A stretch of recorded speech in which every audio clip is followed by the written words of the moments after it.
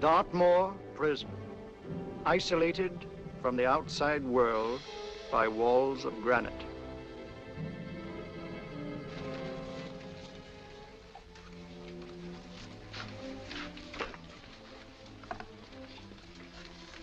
They say you could get out of here by merely telling what you know.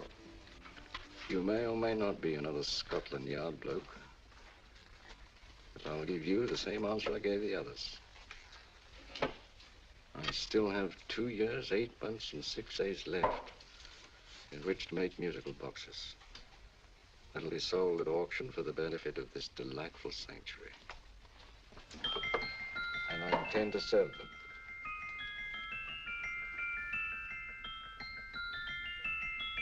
Move along.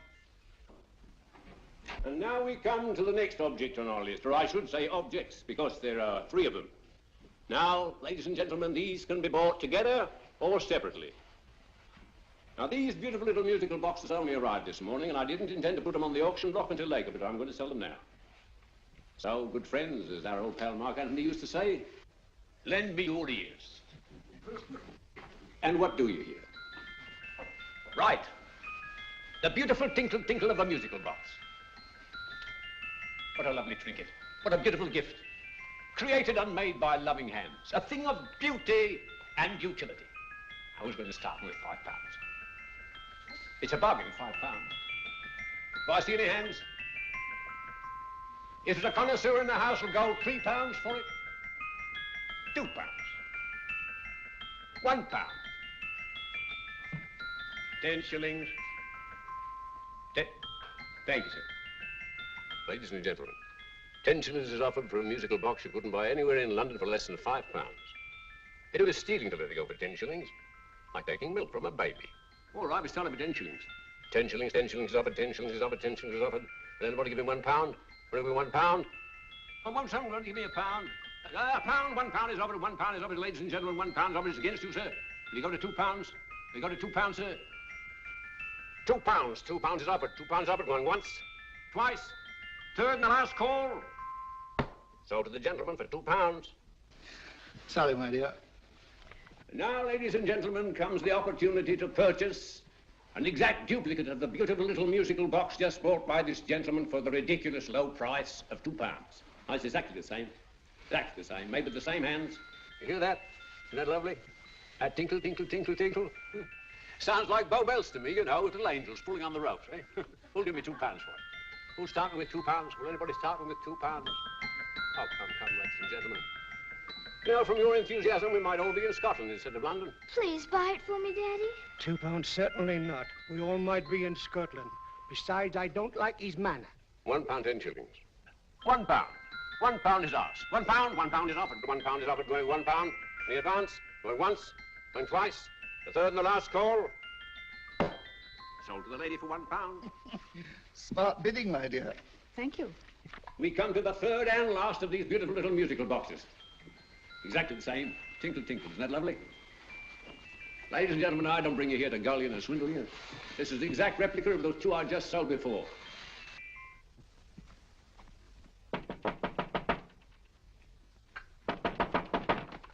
We're closed. But this is extremely important. Come in, sir, come in. I'm sorry to disturb you, but I was unfortunately delayed from arriving in time to bid on certain articles which I was rather anxious to obtain. Oh, perhaps they weren't sold, sir. We are carrying several things over. What might the articles be, sir? 3 identical musical boxes, about so large. Oh, I'm sorry, sir, but they were sold. Pity you weren't here to bid on them. They didn't bring anything like the real value. I'm most anxious to obtain them. I wonder if your records would show who the purchasers were. Oh, we don't usually give out that information, sir. For certain, shall we say, sentimental reasons, I'm most anxious to get in touch with the purchasers. I'd be willing to pay, shall we say, £5. Well, for certain sentimental reasons, sir, we'd be very happy to oblige. Alfred, today's sales. The 3 musical boxes. Musical boxes, oh. Ah, here we are. The first purchased for £2 from Mr. Julian Emery, 52 Portman Square. Write this address down, Alfred. Yes, sir. Second didn't leave any name. Oh, how unfortunate. I think she's a dealer. You see, they don't like us to know where the things are going. On account of the profits. You say the second purchaser was a woman. Can you give me a description of her? Oh, she was a young woman, fairly tall, slender, had a light complexion and dark hair, and she was wearing a grey suit, don't you remember? That's right. She probably runs a gift shop. She paid £1. You say she comes here fairly frequently? No, I didn't say so. But she does, sir. Like as not, she'll come in on Thursday. We have sales on Mondays and Thursdays. Oh. And the third box? The third? Oh, Mr. William Kilgore, 143B Hampton Way. For 10 shillings. Quite a drop from £2. Mr. Kilgore was a Scotchman. Oh. Thank you. You've been most helpful. Oh, thank you, sir. And any time you're passing, dropping, we always have lovely things for sale. How can't you? Thank you. I'll be back Thursday.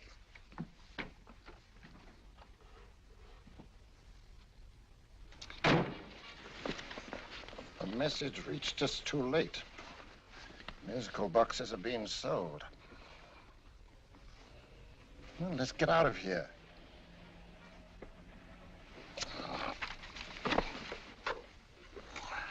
Someday you'll go too far. Reaching for a star, you fool. Yet a fool may touch a star, Colonel Cavanaugh, if he but reach high enough. But not possess it as you would. The musical boxes, they're being sold. What a pity for you, my dear Colonel. Is it my fault that the message reached us only an hour ago? Is it my fault that they were sold? She can't hold me responsible for that. Hope for your sake you're right.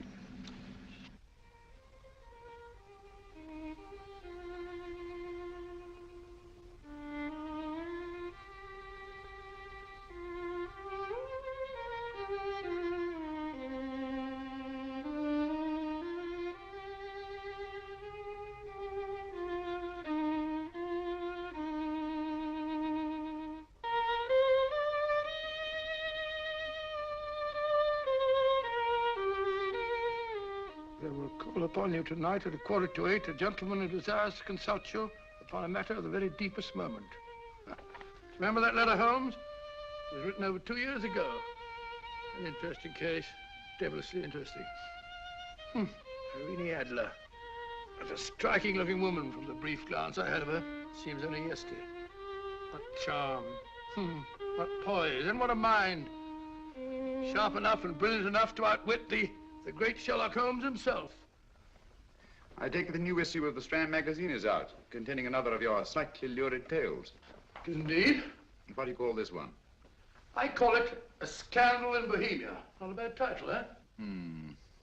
If you must record my exploits, I do wish you'd put less emphasis on the melodramatic and more on the intellectual issues involved. More on the what do you mean by that? Well, I do hope you've given the woman a soul. She had one, you know. By the woman, I suppose you mean Irene Adler. Yes. I shall always remember her as the woman.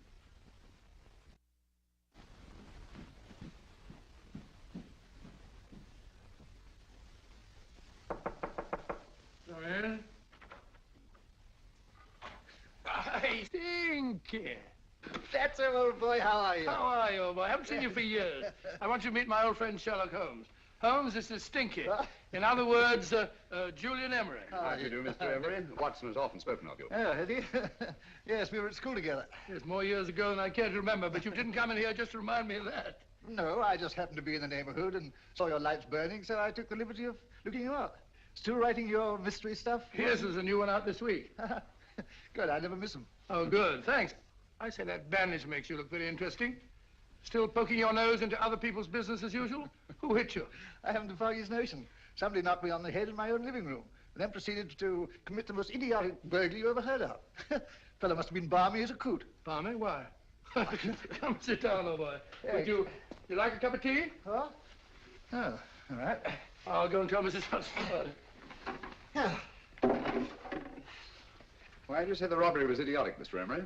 Oh, simply from the fact that with about £5,000 worth of musical boxes in my living room, the thief, who I caught in the act, made off with one that isn't even worth £5.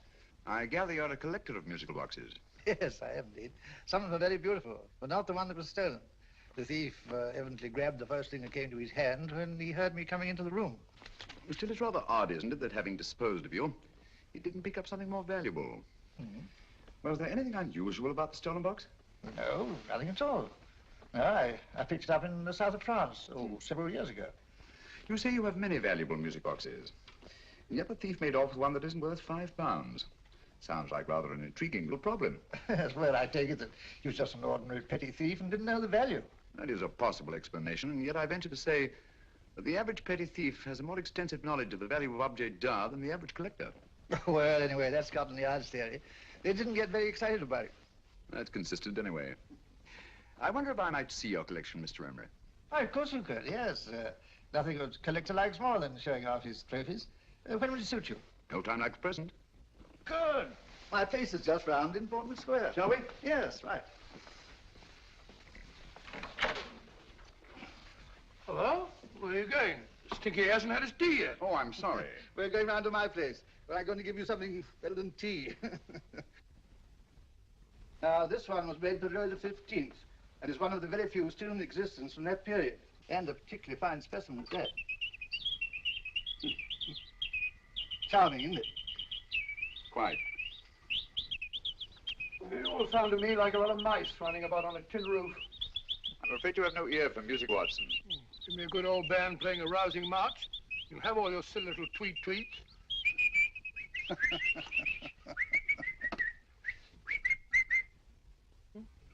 Another one. This is me.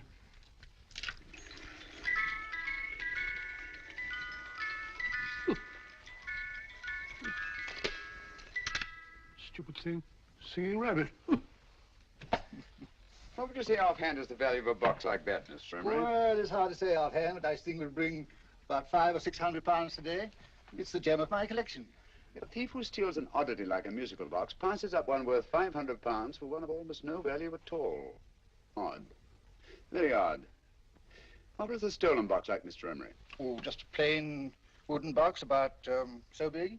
As a matter of fact, I have one over here almost exactly like it. I picked this up yesterday at an auction room in Knightsbridge. Paid only £2 for it. Of course, I wouldn't in the ordinary way add one like this to my collection, but the tune intrigued me. I'd never heard it before.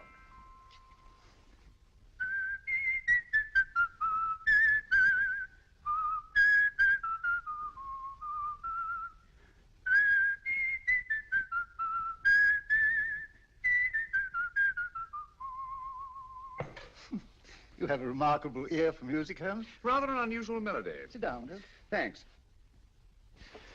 You say you bought that box at an auction sale yesterday? Yes, the Gaylord auction rooms in Knightsbridge. Run by old, what's his name? Crabtree. That's the man. At what time was the robbery committed? Oh, about 3 o'clock this morning. You know, Mr. Emery, that box and the robbery might well be cause and effect, especially since you say that the stolen box outwardly resembles this one a great deal. And Scotland Yard were not particularly interested, eh? Oh, yes, but I wouldn't blame him for that. Especially as I told him I was quite unable to describe the thief, except, of course, for the fact that it was definitely a man. All you remember is that you came in here and someone struck you on the head. Yes, the next thing I knew, my man was trying to revive me. It might be wise for you to put that box away somewhere and lock it up. Oh, I don't think that's necessary. Besides, everything's insured. Well, at least if any further attempts at robbery are made, I'd suggest that you call the police, rather than running into any personal danger. Oh, come, Holmes, aren't you being a bit of an alarmist? Possibly. I must agree with old Stinky. Seems to me you are making rather a mountain out of a molehill. Molehill is the word, old boy, and it's time you were in bed. Thanks so much for letting us see your place. Now the best, been glad meeting you. Holmes, I can't understand why you were so mysterious. Seems to me the petty thief explanation was the only sensible one. Really? Yes, I can't see how you can believe it was anything else. I didn't say I believed it to be anything else. The petty thief theory is the obvious one, I grant you. However, it's often a mistake to accept something as true merely because it's obvious. The truth is only arrived at by the painstaking process of eliminating the untrue. We are not able to do that in this case without further data. Rubbish, you're pulling my leg. You're trying to turn a tuppenny halfpenny robbery into an international plot. No, I'm not. I just hope that your friend Stinky is a little more cautious in the future, just in case.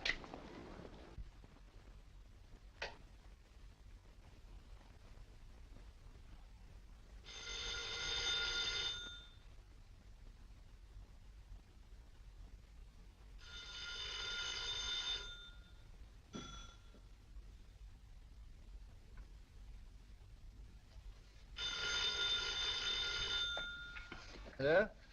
Yeah? Julian Emery here. Who? Why, of course I remember you, Mrs. Courtney. Yes. Yes, you're the one bright spot at that appallingly dull affair of Lady Sanford's. Huh? Of course it isn't too late to come round.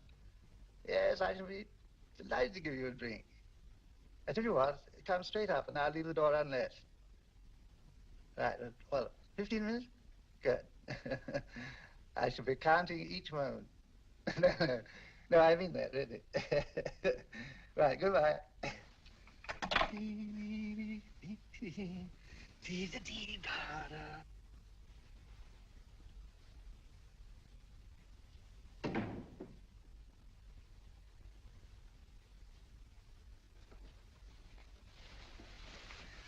Boo! Oh, you startled me. Did I? Yes. Must be the pixie in me. I know I shouldn't have called you so late, but I was at a party just around the corner, and I remembered your invitation to see your collection of musical boxes. My dear Mrs. Courtney, pleasure is all the greater for being so unexpected. My friends call me Hilda. Thanks. Mine called me Stinky. Stinky, how quaint. Oh, what a perfectly wonderful collection of musical boxes. You know, when you told me you had a collection, I had no idea it was so attractive. Yes. They appeal to the ear as well as to the eye. Oh, what a plain little one. Why, it looks just like a country cousin amid all this grandeur. No. You mustn't underestimate the country cousin. Only last night a burglar broke in here, and with all these to choose from, went off with one very much like it. Really? Yes, I don't mind the loss of the box so much, but I do resent this crack on the skull. But it makes you look so interesting. Oh, do you think so? Uh-huh. It's funny, that's what old Fatso said. Fatso? I mean, Dr. Watson. He was here this evening with a friend, Mr. Holmes. He's interested in my collection, too. Sherlock Holmes? Yes. Do you know him? I've heard of him. Yes, he seems to think I'm in some sort of danger. What a haunting tune. It takes me right back to my childhood. Really? You know, it's odd that you should be interested in that particular musical box. Odd? Why? Because Mr. Holmes is also interested in it. He may have been more interested in the tune than in the box. I did, yes, that's right. I remember now. He whistled it note for note, having heard it only once. Really? He must be a remarkable man. Bit of an alarmist, if you ask me. Don't you believe in warnings? Of course not. Who'd want a box like that? I would. You're not serious. Oh, but I am. Well, you put me in a very awkward position. I'm a collector, you know. And the collector buys but never sells. But if the price were high enough... The price has nothing to do with it. It's the principle of the thing. Yes, well, we haven't had our drink. No, thanks. I must be getting along. Must you really? I'm afraid so. You're not walking out on me, are you? My reputation, Stinky. I say, you know, you are an attractive woman. Thanks.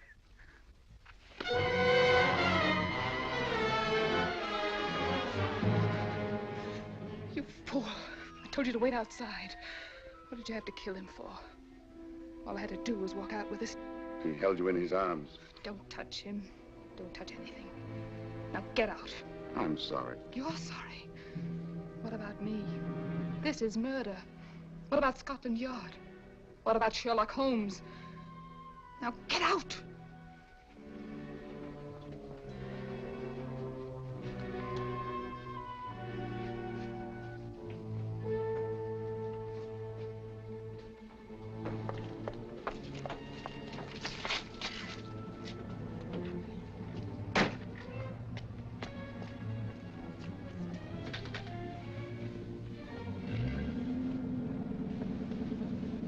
Did you get it? Good. Did you have any trouble with him? Just a matter of murder. Ah, Mr. Holmes. Hopkins. Thanks for coming so promptly. Inspector Lestrade suggested that I call through to you. Mr. Emery was the client of Mr. Holmes, Inspector. Indeed. You didn't mention that when I telephoned you, Mr. Holmes. Well, not exactly a client, Inspector. Sergeant Thompson? He was killed between the hours of 11 and 2 o'clock this morning, Mr. Holmes. Must have been someone he knew, someone of whom he had no suspicion. Poor old Stinky.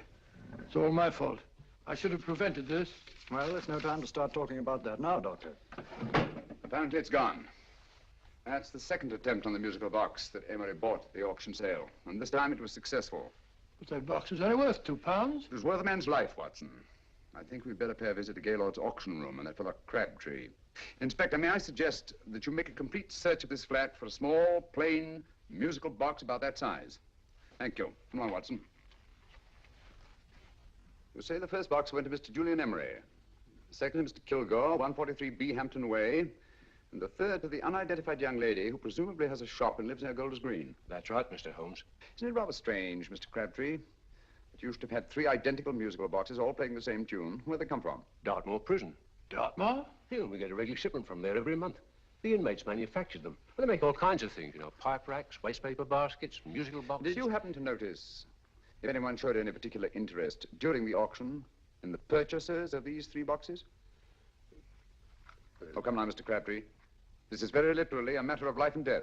Well, since you put it that way, Mr. Holmes, there was a gentleman came in here about an hour after closing time, and he was in an awful state, he was. He gave me £5 to tell him where the boxes had gone to. He said they had a sentimental value for him, sir. Oh, expensive sentiment.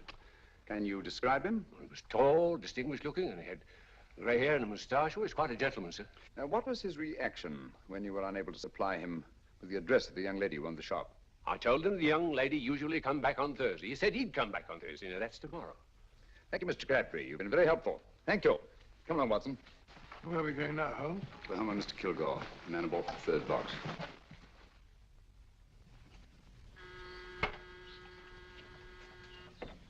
But hang it all, Holmes, how do you know those other 2 musical boxes are of any importance? I don't, but I certainly have no intention of waiting until the owners are murdered to find out.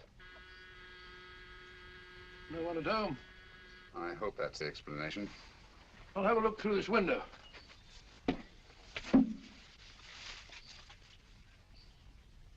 Doesn't seem to be anyone there. The whole place seems deserted as far as I can see. Yes. Mr. and Mrs. Kilgore at home? No. When do you expect them? Oh, in an hour or so. There's no use your hanging about. They don't buy nothing from peddlers. Peddlers? My good woman, this is Mr. Sherlock Holmes. Sherlock Holmes? Oh, go on. Do you mind if we come in and wait? My business is rather urgent. Well, I've got to go out and do my shopping. And I don't know as Mrs. Kilgore like any strangers nosing about. Quite all right, I assure you. Well, I've got to be off. It's a wait in the parlour. And no smoking either. Mrs. Kilgore says it smells up the house.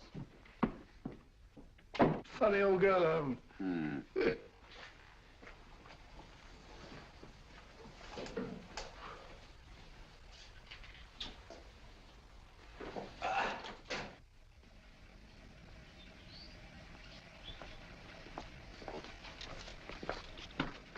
Park Lane. Park Lane? And what would the likes of you be doing in Park Lane? Now, don't worry about the fare, Ducky. If you knows how to get to Park Lane, up it.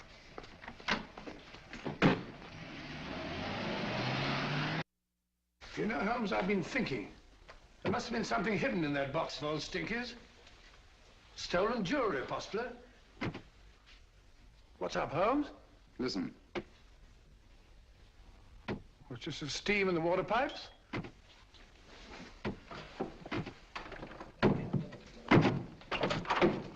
Watson!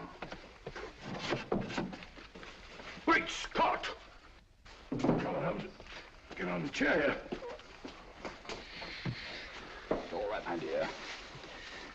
There. Now, don't worry. It's all over. There you are, dear. Don't cry anymore. She tied me up and shut me in the cupboard. I know. She won't come back. Did you show her your new musical box? Yes, she said she wanted to hear it play, and as soon as I showed it to her, she grabbed hold of it. I know. Now, don't worry. Nobody. We'll buy you a new musical box. Yes, my dear, the best one in London. Watson. Oh, what a fool I've been. What do you mean, Holmes? She took the musical box out of this house in that market basket, right under our very noses.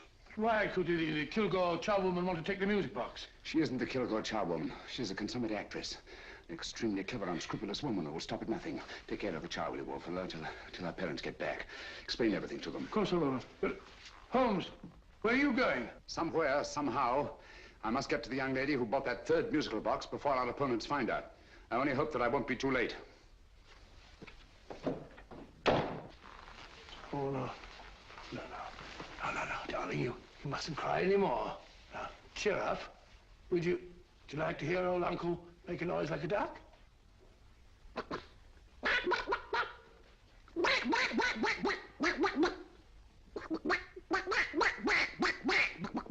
Oh, sorry.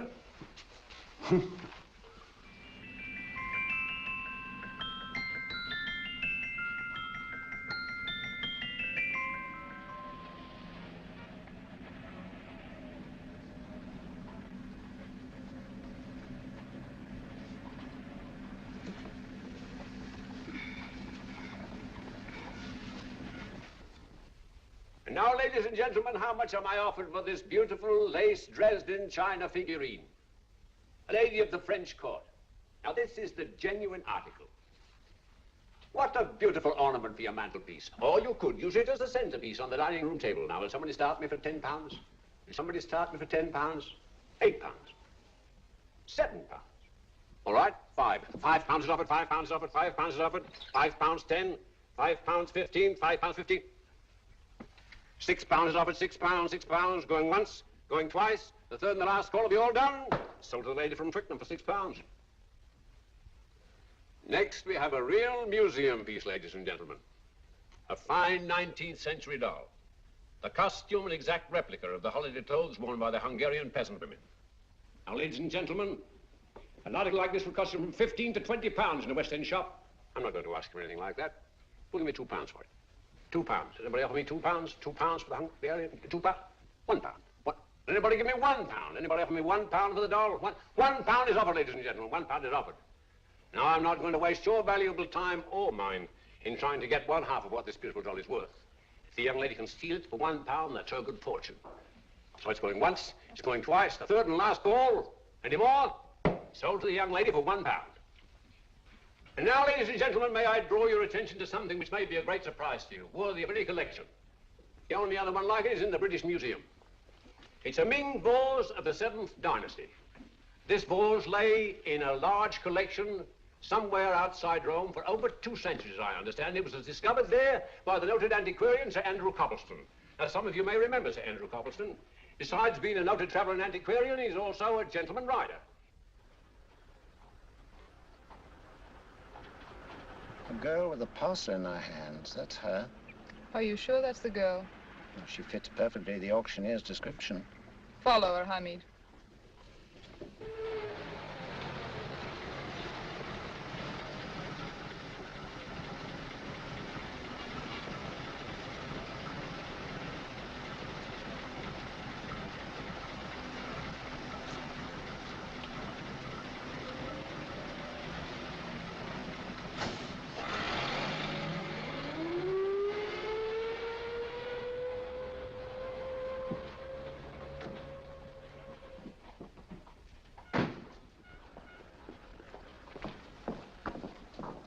It's lovely, dear. And only £1. We can get at least 3 for it. Easily. I'll go make some tea. I could do with a cup. Right. Good afternoon. Good afternoon. I'm looking for a birthday gift for a 7-year-old girl. What would you suggest? We have some lovely dolls. Now, this Hungarian I think peasant- she has enough dolls already. Books are always welcome. Well, I'm looking for something a little different. Well, that's rather cute. What is it? Oh, that's a musical box. Children always love them. And this is an exceptionally nice one. It plays many tunes.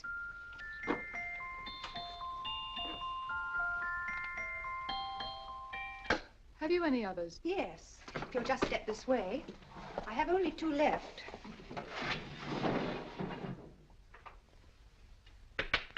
Oh, nice.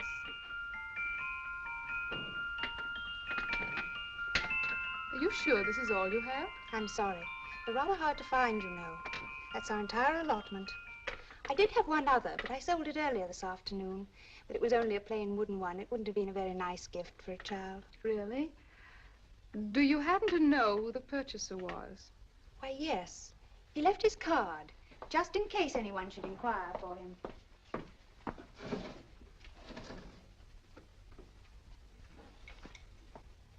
How interesting. I'm sorry, but I'm afraid I'll have to look a bit further. Thank you anyway. Good afternoon. Thank you.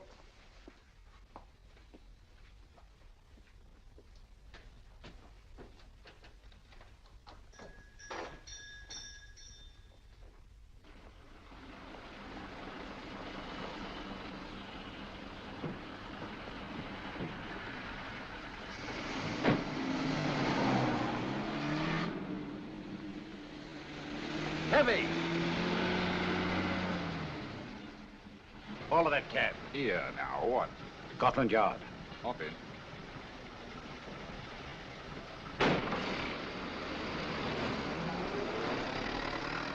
Sherlock Holmes. I might have known. We thought we were the hunters, instead of which we're the hunted. We've been fools. We played right into his hands. Of course. He's had us followed.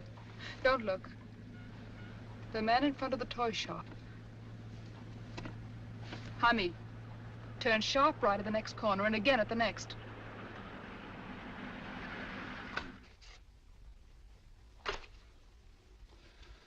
No photograph of her, Commissioner, as I expected. She's not a known criminal. But how do you expect to know if you do find her? After all, she was disguised as a charwoman. Don't worry, old fellow.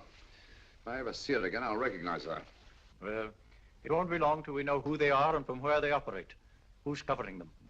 Sergeant Thompson's following them, sir. They won't get away from him. He's a good man. We could have arrested them at Clifford's toy shop if we had any proof. But we know that they killed Emery. Proof, my dear fellow. We must have proof. We have x-rayed it, sir. There's nothing whatever concealed in the box. We'll have a look at the plates.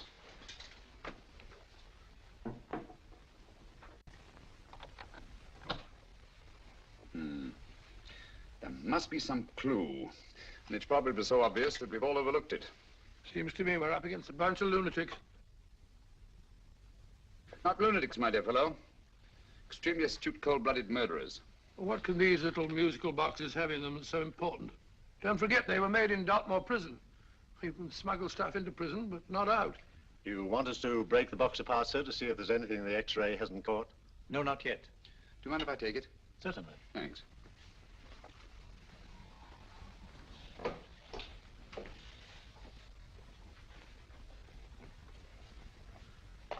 The governor of Dartmoor Prison informed us, sir, in answer to Mr. Holmes' question, that all three musical boxes were made by the same convict, John Davidson, serving a 7-year term, sir. Davidson? The Bank of England plates. That'll be all. Yes, sir. Now we're getting somewhere. Wait a minute. How did you know about the plates, Mr. Holmes? I'm a student of crime, Inspector. I make it my business to know about such things. And when the name of Davidson was mentioned... Well, who is this fellow Davidson? As long as Mr. Holmes seems to know all about it already, I suppose there's no harm in telling you.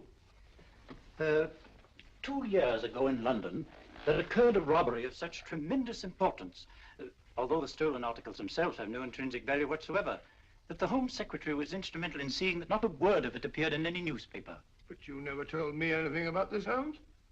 You were away at the time. Articles of no intrinsic value and yet of such importance? I don't understand. Davidson was apprehended within 15 minutes of committing the theft. But by that time, he'd hidden the articles in question and they've yet to be found. Before going further, Dr. Watson, I must inform you that this matter's not to be mentioned outside of this room. Of course not. Do I look like a man who'd gossip? Let's not go into that now, old fellow, shall we? Davidson had been employed for years in a position of extreme trust by the engravings department of the Bank of England. The articles he stole were nothing less than a complete duplicate set of plates for printing £5 notes. What? The Bank of England's own plates? Precisely. And with those plates, a gang of crooks could flood England with £5 notes, not forged in the usual sense of the word, but notes undetectable from genuine Bank of England notes in any way whatsoever. Good heavens. Any whisper at all might have resulted in enormous damage in shaking public confidence in the Treasury. We tried everything after we arrested Davidson. Offered him a shorter sentence if he'd tell us where he'd hidden the plates. Why, we even put in Scotland Yard men with him as cellmates, but no results. Obviously, Davidson is a man of strong character and infinite patience. Yet suddenly he feels impelled to smuggle out the secret of the hiding place of the plates to his confederates. Why? I don't understand, Mr. Holmes.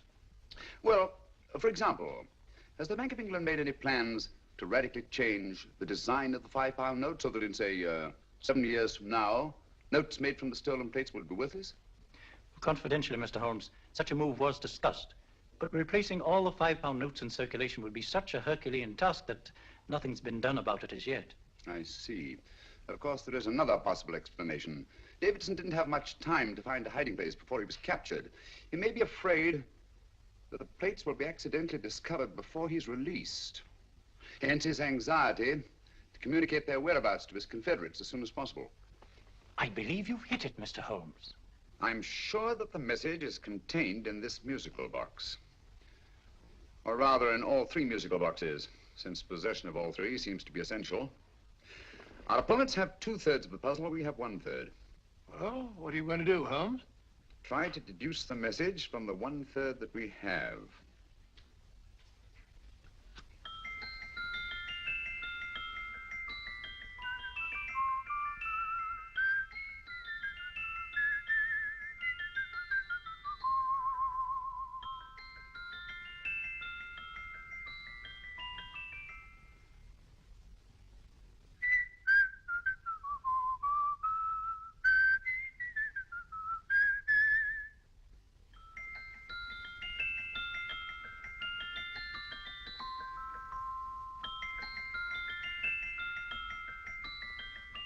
It's the same tune as the one played by Emery's musical box. And yet it's different. Sounds the same to me. The tune. Somehow the tune is the key to the mystery. It must be the tune. Otherwise, why use 3 musical boxes to convey the message? Why not collar boxes or shoe boxes? Yes? Oh. It's for you, Inspector. Oh, thank you, sir. Inspector Hopkins speaking. What? Where? Golders Green Station reports they've just found Sergeant Thompson's body. From the tire marks on his clothes, he was apparently run over by a taxi. What an unfortunate accident. Not an accident, my dear fellow. I'm afraid it's murder. Oh, you never know just who you're going to meet when you're walking down a busy London street.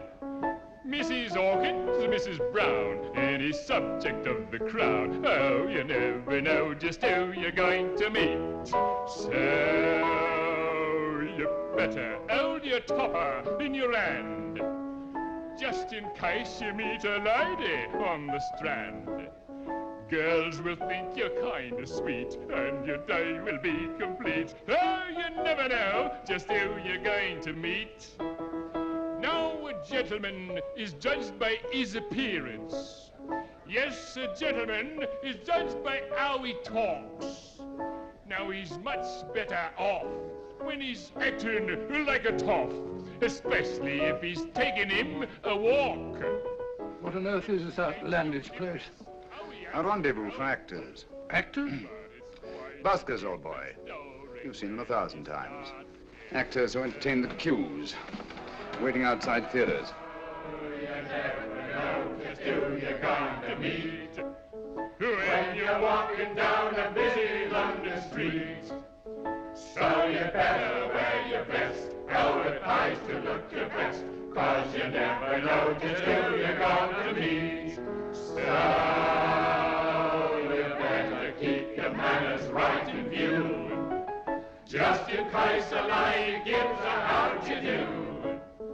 Keep your trousers in a pleat, shine your shoes and keep them neat, 'cause you never know just who you're going to meet. Blimey. Mr. Holmes. How are you, Joe? Never met him. And yourself? Fine, thank you. I want you to meet a friend of mine, Dr. Watson, Joe's sister. Oh, well, any friend of Mr. Holmes is a friend of mine. Hi, Joe. He did me a good turn once that I'll never forget. Yes, I cleared Joe of a most unpleasant charge. Murder, no less. Oh, really? By proving to the satisfaction of the police that he was busy at the time blowing open someone's safe. That's right, Governor. Good gracious me. Joe, now you can help me. Come on, buzz off, buzz off. Come on, up it, up it. Can't a gentleman have some peace and quiet around here? And you too. There you are, Mr. Holmes. Now we can have some peace and quiet around here. Thank you, Joe. There's £5 in this for you. Well, I wouldn't want to take it on myself, sir, but I'd get somebody to do it for you for half of that. You don't know what the job is yet. For £5? Murder, ain't it? What? No, Joe, not murder, just music. I want you to identify a song for me. Oh, there ain't a song that's been written that I don't know. That's why I came to you. Of course, the violin is more my instrument, but, oh, well, here we go. Now, listen to this, Joe.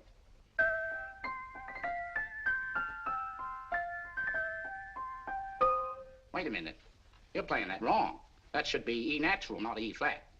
You know the song? Oh, yes. It's an old Australian song called, The Swag Man. But you're playing it all wrong. That's what I hoped you'd say. Now, listen again, Joe.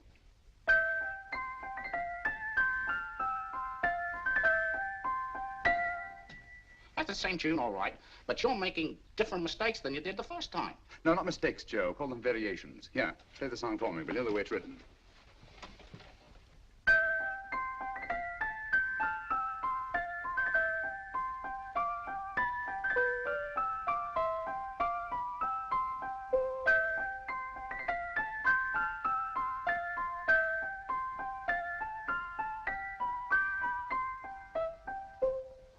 There you are. Thank you, Joe. What's it mean, Holmes? Are you onto something? Perhaps. I don't know yet. It's probably a code of some sort. Joe, could you write the song down for me, the way it was originally written? Oh, sure, Mr. Holmes. But it'll take a few minutes. Here, Mabel. Pale ale. Come on, up to it. Along with it.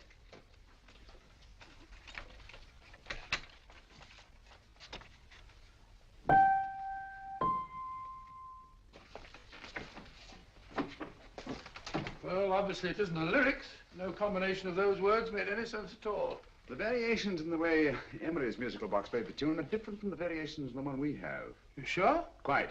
You see, I took the trouble to memorize the tune as played by Emery's box that night we were with him in his flat. Holmes, you amaze me. Elementary, my dear fellow. One of the first principles in solving crime is never to disregard anything, no matter how trivial. But why the 3 boxes? Why not 1? Because the message was obviously too long to be conveyed by any one variation. Then there's the 3rd box, the one that woman took from the Kilgores. That contains yet another set of variations. Yes, well, it's all beyond me. Well, all we have to do now is to find the secret of the variations. Not a very easy problem to solve, my dear fellow.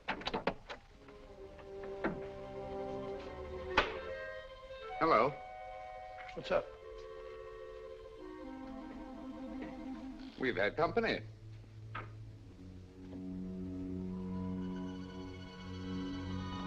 say, this is outrageous. Ask Mrs. Hudson to come in here, will you? Right.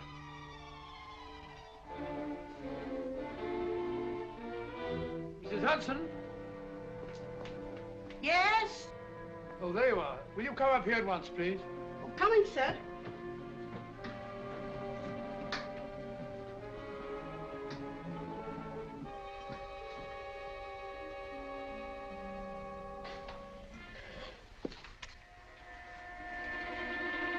Mercy me, Mr. Holmes. What has happened? Who called while we were out, Mrs. Hudson? Just a young lady. The one who said you wanted her to wait for you. And a nice-looking old gentleman with Our her. friends again, Watson. Friends? What did the young lady look like? Oh, I couldn't see her face. She had a heavy black veil on. But she had such a nice way with her. Oh, I'm sorry, Mr. Holmes, if I've done anything wrong. But you did say I should always let clients come in and wait for you. Don't worry, Mrs. Hudson, don't worry. You had no way of knowing. It's quite all right, quite all right. Now, don't worry, Mrs. Hudson. Don't worry. But where on earth's the musical box? They didn't get it. Didn't get it? Where is it? It's in your hand. Huh? That biscuit jar. Take the biscuits off the top. Now put your hand inside, and you'll find the music box. Well done, Holmes. Well done. Amazing.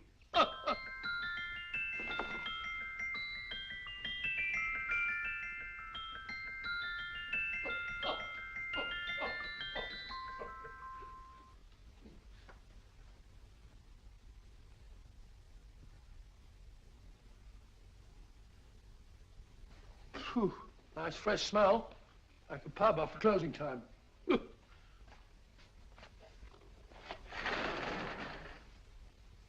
I say, Holmes, What? it's morning. Allow me to congratulate you on a brilliant bit of deduction.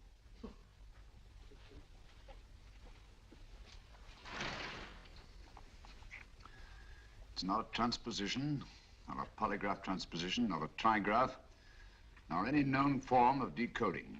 How about the Morse code? Have you tried that? Yes, at about 3 o'clock this morning. I'm sorry, old man. I was only trying to help.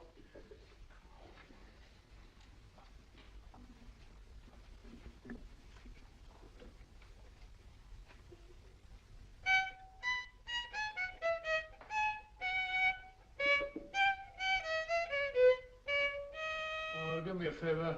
Not again. Must have heard that thing 1,000 times. Kept me awake all night.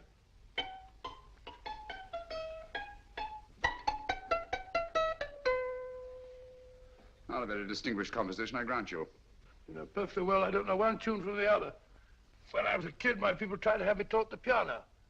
I've always felt sorry for that old teacher of mine. The poor old girl finally reached the point of numbering the keys for me. 1, 2, 3, 4. Even then, I never progressed beyond... Numbering the keys, Watson. The 19th key of the keyboard is the 19th letter of the alphabet. S. Here. Write this down when I give it to you, old fellow, will you? The first altered note. Write S first. Now, the 8th key is H. The 5th key, E. The 12th key, L. The 6th key, F. S-H-E-L-F. Shelf. Your piano lessons were not in vain, old fellow. You've solved it. Thank you. Oh, thanks, old bean. Hold it. We now have 2/3 of the message. Behind books, 3rd shelf, secretary, Dr. S. Presumably, these are the first and second portions of the message. And this gang has the first and third parts of it. Precisely. Then it's a stalemate? Yes, Commissioner, but we can't leave it like that. There's no doubt in my mind that they'll try to secure our 1/3 of the message that's missing. Well, I assume you've taken every precaution to guard the Clifford music. Oh, yes, it's carefully hidden at Baker Street with Dr. Watson on guard. However, I'm reasonably certain that, difficult as it may be, we can find the plates even without the missing part of the message. Behind books, 3rd shelf, secretary, Dr. S. Well, outside of the fact that Davidson hid the Bank of England plates somewhere in London, Mr. Holmes, I don't see that we've progressed at all. Allow me to point out to you, sir, the key words, Dr. S. It looks as if the plates were hidden in the house of the doctor. Whether S stands for his first or last initial remains to be determined by a process of elimination. Well, there must be 10,000 doctors in London with S for a first or last initial. Precisely. And every one of them will have to be questioned in person. That's why I say this is a task for Scotland Yard. It's a task, all right. But Scotland Yard has searched worse haystacks and found a needle. Well, for the time being, I'll leave the matter in your hands, gentlemen. We'll call you if and when we get a lead on our mysterious Dr. S. Thank you. In the meantime, I intend to follow up a little clue concerning a cigarette.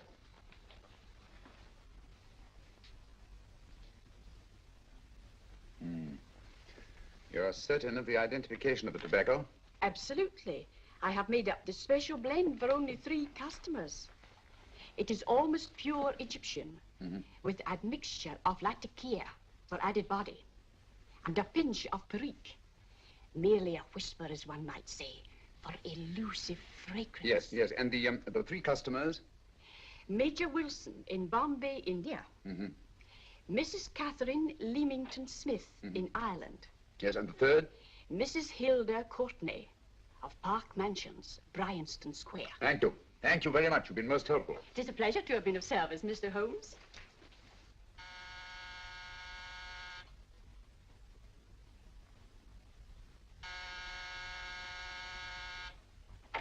Yes? Mrs. Courtney? Yes. My name is Sherlock Holmes.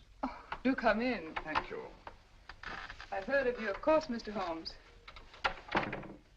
I believe we have a mutual friend in Sir Edward Brookdale. He's spoken to me of you quite often. Indeed. And to what good fortune am I indebted for this visit? I think you know Mrs. Courtney. Well, I did get a summons for speeding last week. But outside of that, I don't think I'm of any interest to the police. Oh, come now, Mrs. Courtney. You seem to forget that you and I have met before. I'm sorry. I'm sure I would have remembered meeting the great Sherlock Holmes. Please sit down. Thank you. You say we met before. Yes. At the home of Mr. and Mrs. Kilgore, 143B Hampton Road. Kilgore? I don't think I know anyone of that name. Well, I didn't say you knew them. As a matter of fact, you called on them when they were out. I don't understand, Mr. Holmes. Really? And you were dressed rather differently. Indeed. Cigarette? Thank you.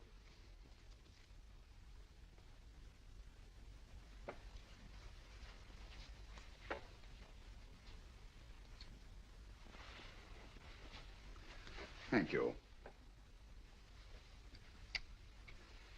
You know, Mrs. Courtney, people generally forget, in assuming a disguise, that the shape of the ear is an almost infallible means of recognition and identification to the trained eye.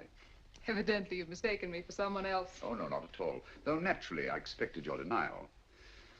But when you paid your visit to my rooms at Baker Street, you carelessly left behind another identification.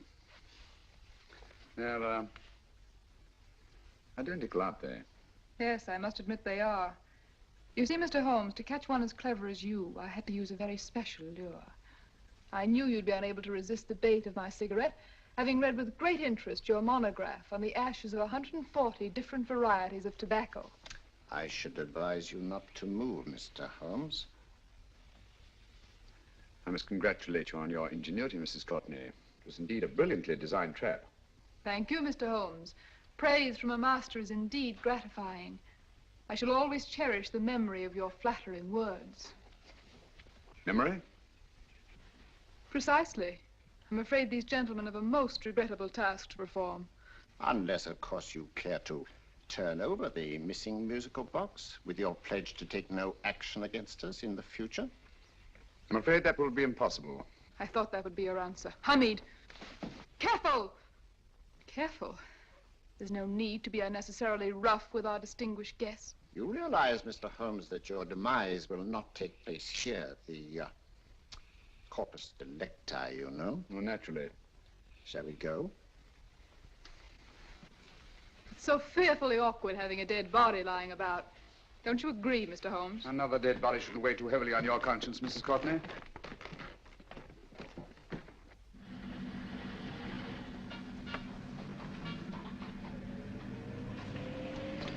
Do you mind if I have a cigarette? Don't see why not.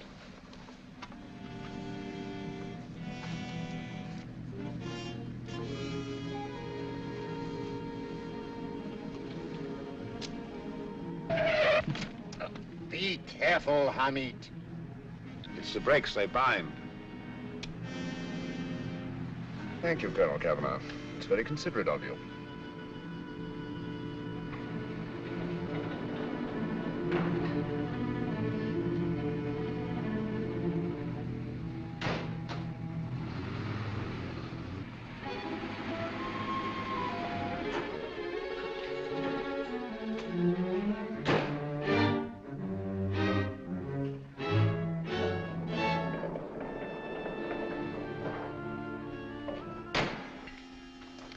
You'll be happy to know, Mr. Holmes, that your death will be a painless one. Hamid, attach this to the motor of the taxi. That little attachment, my dear Mr. Holmes, contains the deadly fluid known as monosulfide. The Germans use it with gratifying results in removing their undesirables. Start the motor.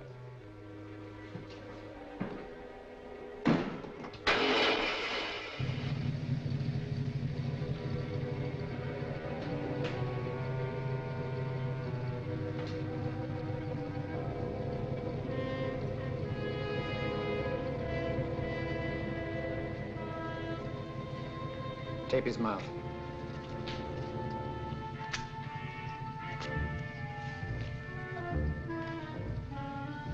Now, Up with him, Hamid.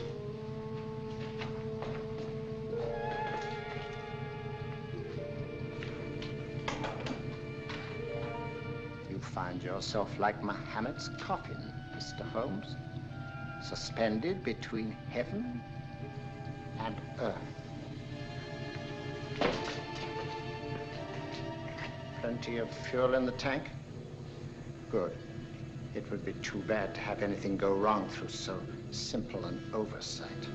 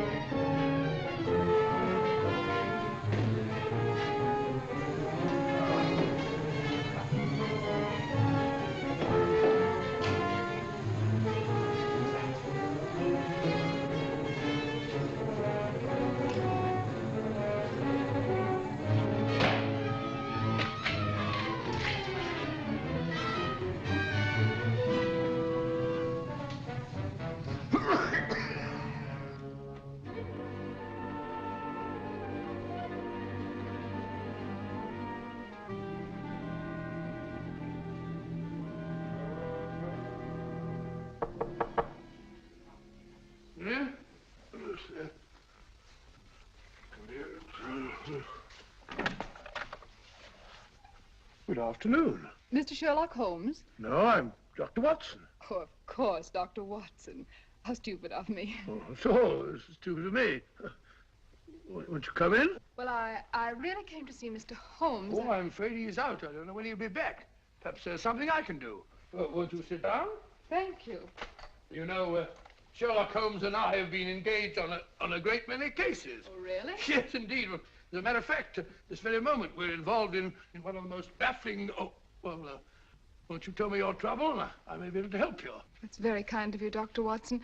Perhaps if I wouldn't be imposing too much. Imposing? Oh, there's no imposition. No imposition at all. A pleasure, I assure you. Now, tell me all about it, Miss Williams. Mrs. Williams. I live in Surrey, Dr. Watson, and I've come up to London in sheer desperation. My only sister has disappeared, and the local police seem utterly unable to find her. Well, Holmes and I solved a case exactly like that once. Very interesting, as far as I remember. I call it the adventure of the solitary cyclist. Oh, sorry. Now I come to think of it, it wasn't so very similar. Entirely different. I don't think what I was saying. Where were we? She's only 17, Dr. Watson, and until she disappeared last Thursday, she seemed to be in the best of spirits. Possibly a romantic entanglement? Oh, no, nothing of the sort. She left no note, didn't even pack a bag, no explanation. She just started to walk to the village from our house in broad daylight and simply vanished from the face of the earth. Oh, there. Might I have a glass of water? Please, a glass of water. Have one minute.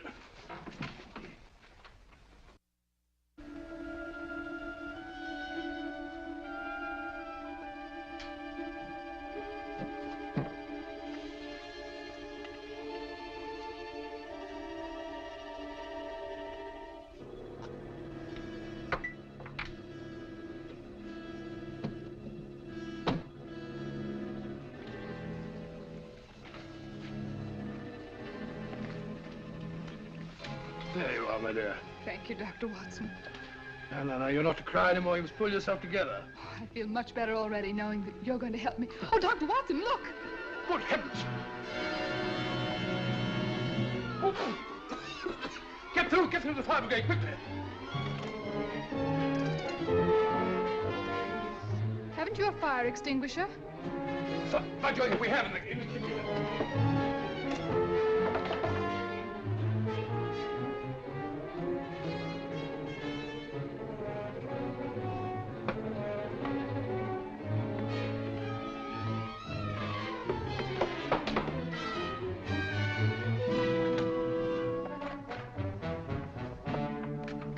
Don't you worry, Miss Williams. We'll have this thing out in no time.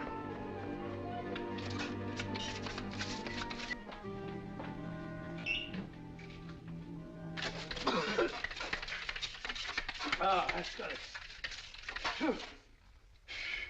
Get some air. Well, you see, there was no need for the fire brigade after all. I hope you weren't too frightened, Miss Williams. Oh, gone. What's the trouble with them? They always lose their heads in an emergency. Well, a musical box. Great Scott! Miss Williams!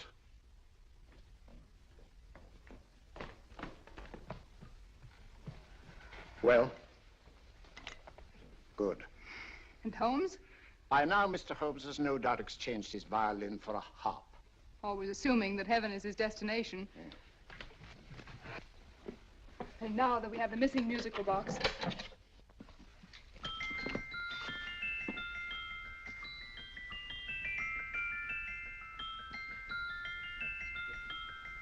Nineteenth note.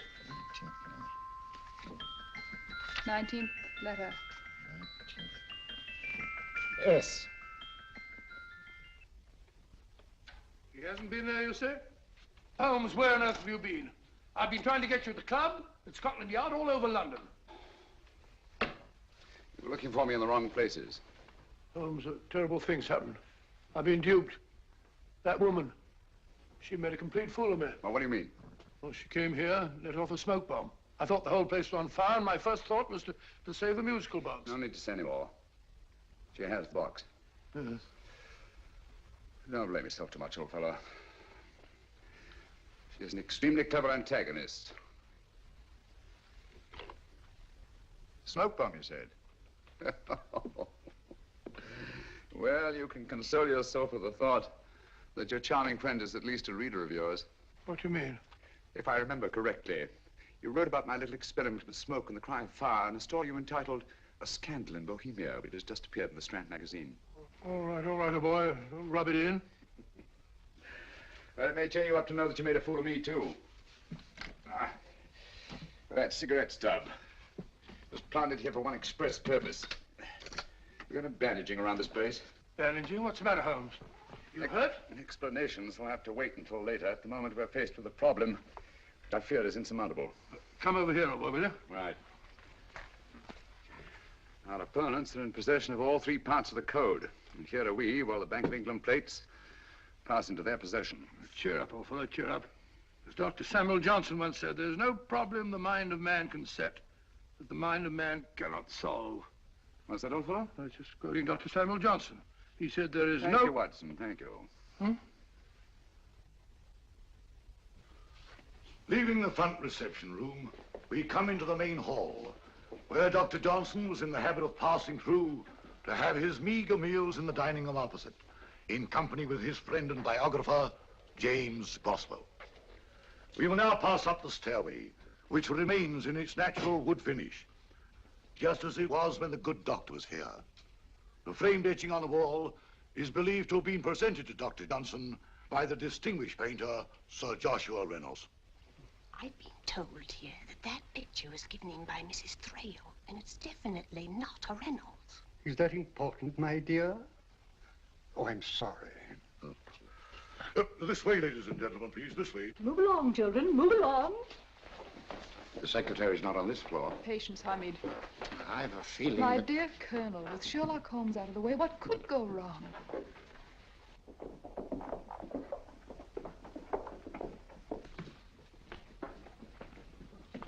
And here we have the Garrett Library, in which Dr. Johnson wrote his famous dictionary, and in which you will see also many of the great man's books and other items of interest. Step forward, ladies and gentlemen, please, step forward. Standing in the corner is the secretary, which contains many of the original works by the literary genius. On this table, Dr. Johnson's cat, Hodge, used to sleep while his master worked. A strange thing about this cat, ladies and gentlemen, was its love of oysters. They do say that the dear doctor often went hungry to find the cat that delicacy. What a pity. Now we will visit the grain room, which is immediately below us, in which you will see the very bed in which Dr. Johnson died. What did he die of? Gout. Just gout. This way, ladies and gentlemen. Mind the steps, please.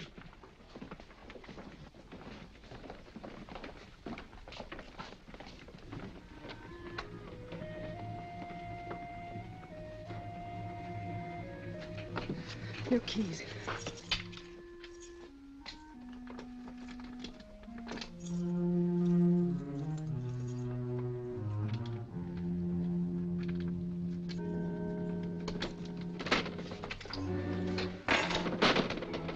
Third shelf up.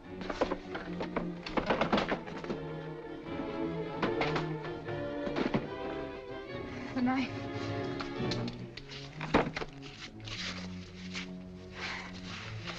Gentlemen, the Bank of England plates. Well, Mrs. Courtney, so we meet again. No, I shouldn't do that if I were you, Colonel Cavanaugh. I must congratulate you, Mr. Holmes. You're far more clever than I thought. Thank you, Mrs. Courtney. Praise from you is indeed gratifying. I shall always cherish the memory of your flattering words. Memory? Oh, thank you. And now I have a most regrettable task to perform.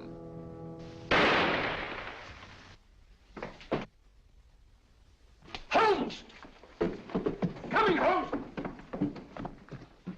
Holmes, you all right? Perfectly, thank you, old fellow, but I think this gentleman on the floor requires some medical attention. We will see that he looks his best, you know, when he's hanged. Take them in charge.